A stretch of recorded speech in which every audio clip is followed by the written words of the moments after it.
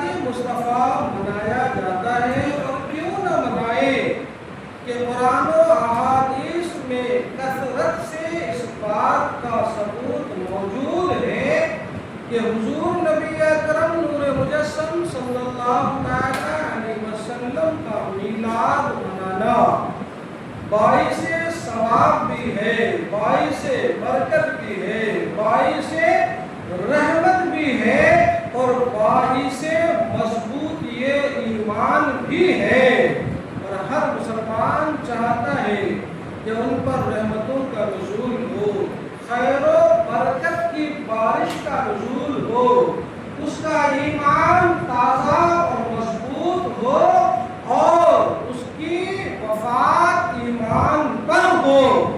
میرے آقا صلی اللہ علیہ وسلم کا نور جس دن ان کی والدہ ماجدہ حضرت سیدہ آمنہ رضی اللہ تعالی عنہا کے رحم میں قرار پذیر ہوا، علامہ فرماتے ہیں اس دن اللہ تبارک و تعالی نے عالم ملکوت میں یہ اعلان کروا دیا کہ فرشتوں آسمانوں اور جنتوں کے دروازے کھول دو، سبحان اللہ، اور عالم ملکوت کے تمام ملائکہ، آسمان و زمین کے تمام فرشتے خوشیاں منانے لگے، اور مشرق کے چرند و پرند نے مغرب کے چرند و پرند کو، اور مغرب کے چرند و پرند نے مشرق کے چرند و پرند کو مجدے جاخلا اور قرار نور مصطفیٰ کا مجدہ ایک دوسرے کو سنایا۔ حضرات گرامی، میرے آقا صلی اللہ علیہ وسلم کی والدہ ماجدہ فرماتی ہے کہ جب سے نور مصطفیٰ صلی اللہ علیہ وسلم میرے رحم میں قرار پایا، جیسے عام خاتون کو ایام حمل میں تکلیف ہوتی ہے، مجھے ان تکالیف میں سے کسی بھی تکلیف کا کوئی بھی احساس نہ ہوا، سوائے اس کے کہ گاہے بگاہے کبھی کبھی عجیب و غریب حسین و جمیل خواتین آیا کرتی، اور مجھے میرے آقا صلی اللہ علیہ وسلم کے میرے رحم میں آنے کی خوشخبریاں سنایا کرتی تھی، سبحان اللہ۔ جس دن میرے مصطفیٰ صلی اللہ علیہ وسلم اس خاکدانِ گیتی میں جلوہ گر ہوئے، جس دن اس دنیا میں آفتاب رسالت نے طلوع پایا، جس دن اس دنیا میں مہتاب نبوت نے ظہور پذیری کا اعلان کیا، اس دن کا عالم حضرت سیدہ آمنہ فرماتی ہیں رضی اللہ تعالی عنہا، آپ فرماتی ہیں میرے آقا دنیا میں ظہور پذیر ہوئے اور آپ کا تولد ہوا تو میرے جسم سے ایک نور ظاہر ہوا، ایک نور علم ہوا، اور اس نور کے ظاہر ہوتے ہی ایسی روشنی پھیلی کہ اس روشنی میں میں نے مشرق سے مغرب تک دیکھ لیا، اور اسی روشنی میں مکے کی گلیوں سے میں نے ملک شام کے محلات کو دیکھ لیا، سبحان اللہ، سبحان اللہ۔ حضرت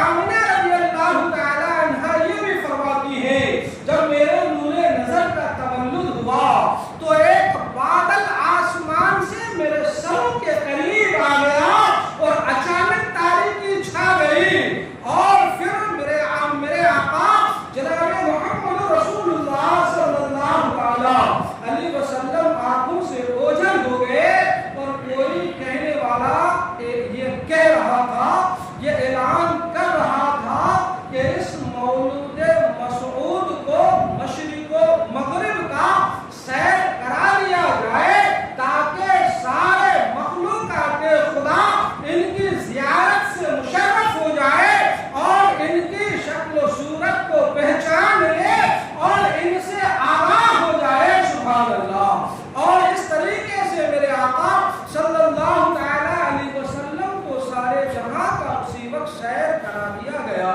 جب حضور نبی اکرم صلی اللہ علیہ وسلم کی ولادت باسعادت ہوئی تو میرے حضور کو کئی خواتین نے دودھ پلایا۔ سب سے پہلے حضرت آمنہ رضی اللہ تعالی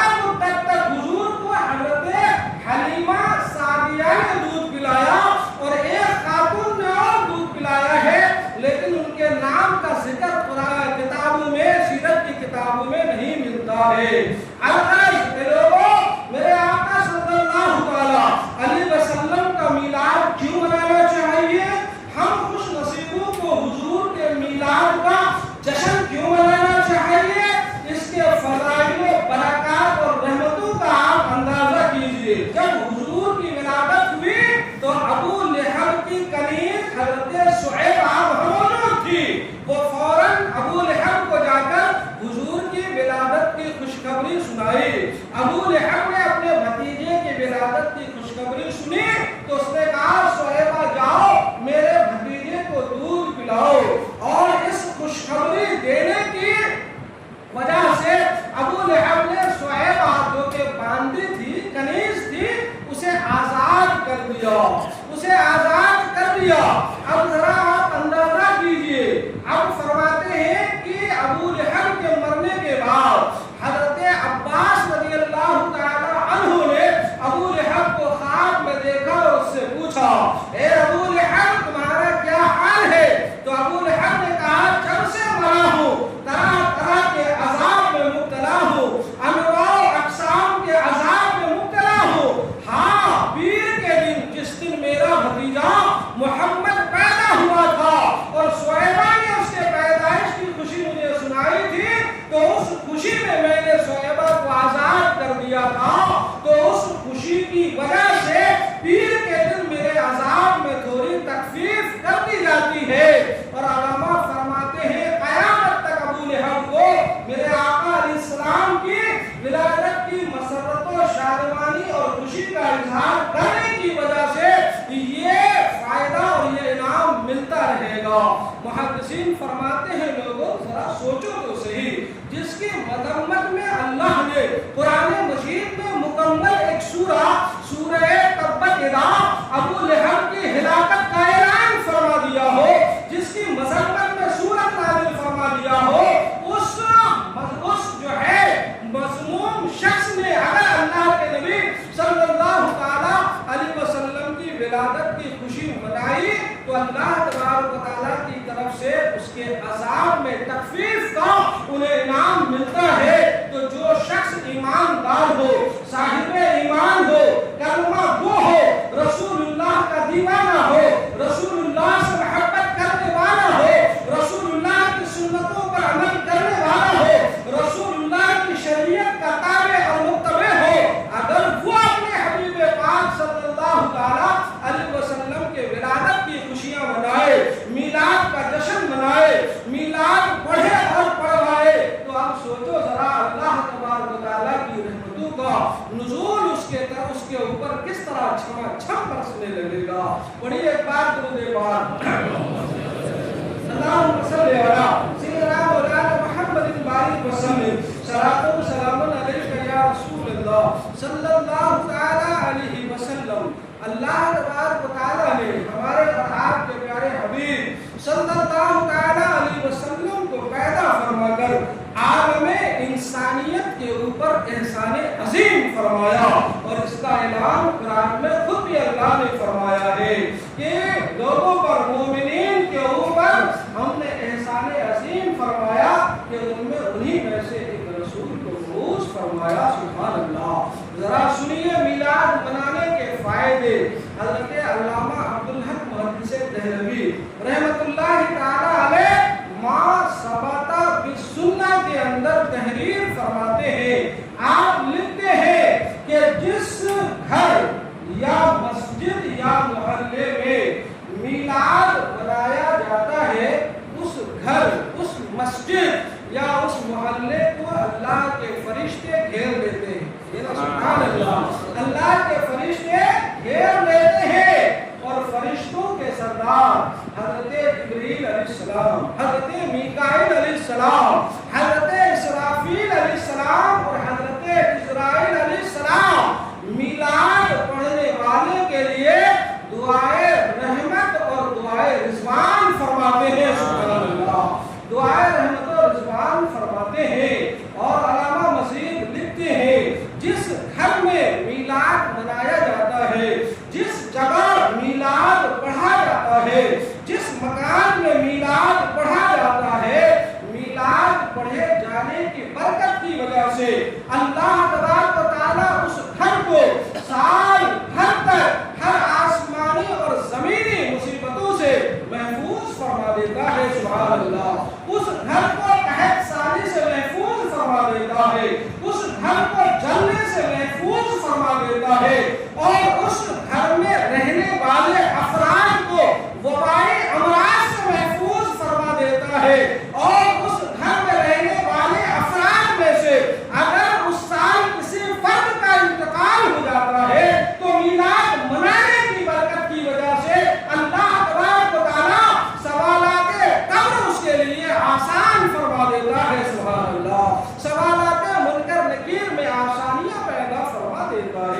اللہ اکبر کہ لوگوں میلاد شریف خصوصاً جس رات حضور نبی اکرم صلی اللہ تعالی علیہ وسلم کا جو ہے میلاد ہوا اس دن میلاد مناؤ. کیوں؟ اس لیے کہ میلاد منانے کا فائدہ یہ ہے کہ اس سے تمہارا ایمان مضبوط ہوگا, رسول اللہ کی محبت کی شمع تمہارے سینے میں روشن ہوگی اور مرنے کی شام تک وہ شمع روشن رہے گی, اور جو ہے تمہارے اندر اللہ کے پیارے حبیب صلی اللہ علیہ وسلم کی سنتوں پر عمل کرنے کا جذبہ پیدا ہوگا. اور محدثین فرماتے ہیں کہ حضور کی محفل میلاد منائی جائے تو میلاد منانے والوں کے لیے اللہ کی طرف سے یہ جزا اور بدلہ ہے کہ اللہ تبارک و تعالیٰ اسے جنات النعیم میں داخلہ عطا فرمائے گا. سبحان اللہ, جنات النعیم میں داخلہ عطا فرمائے گا. یہ محدثین فرماتے ہیں, یہ علماء فرماتے ہیں, قرآن اور حدیث میں ان چیزوں کا ثبوت موجود ہے. لہذا میلاد منایا جائے, میلاد منایا جائے. حضرت علامہ سری سقطی رحمۃ اللہ تعالی علیہ فرماتے ہیں جو شخص محفل میلاد میں جانے کا ارادہ کرتا ہے دراصل وہ جنت کے باغوں میں جانے کا ارادہ کرتا ہے. سبحان اللہ. جو شخص محفل مولود میں جانے کا ارادہ کرتا ہے دراصل وہ جنت کے باغوں میں جانے کا ارادہ کرتا ہے. اور اس کی وجہ یہ فرماتے ہیں کیونکہ محفل مولود صرف اور صرف محبت رسول صلی اللہ تعالی علیہ وسلم میں سجائی جاتی ہے. اور دلیل ارشاد فرماتے ہیں میرے مصطفیٰ کا فرمان ہے من احبنی کان معی فی الجنہ. جو شخص دنیا میں مجھ سے محبت فرمائے گا وہ کل جنت میں میرے ساتھ ہوگا. سبحان اللہ, جنت میں میرے ساتھ ہوگا. اور محفل مولود جب محبت مصطفیٰ کی بنیاد پر سجائی جاتی ہے تو محفل مولود میں آنا جنت کے باغوں میں آنے جیسا ہے. لہذا اے لوگوں میں آپ سے عرض کروں گا, میں آپ سے گزارش کروں گا کہ پورے سال میں اچھا یہ بھی سنے علامہ فرماتے ہیں کہ محفل مولود قائم کرنا, میلاد پڑھا جانا اس لیے بھی پڑھا جا سکتا ہے کہ اگر کوئی شخص اپنے کسی عظیم مقصد جائز کے لیے میلاد پڑھتا ہے تو اللہ تبارک و تعالیٰ میلاد کے صدقے اسے خوشیاں عطا فرماتا ہے اور اس کی جائز مقاصد کو پوری فرما دیتا ہے. سبحان اللہ. سال بھر میں ایک مرتبہ حضور صلی اللہ علیہ وسلم کا میلاد اپنے گھر میں ضرور منائیے. میلاد منانے والے بزرگوں کی تاریخیں اگر پڑھیں گے تو ایک وقت میں بزرگان دین نے لاکھوں دراہم اور اشرفیہ حضور نبی اکرم صلی اللہ علیہ وسلم کی محفل میلاد منانے میں خرچ کر دیا ہے.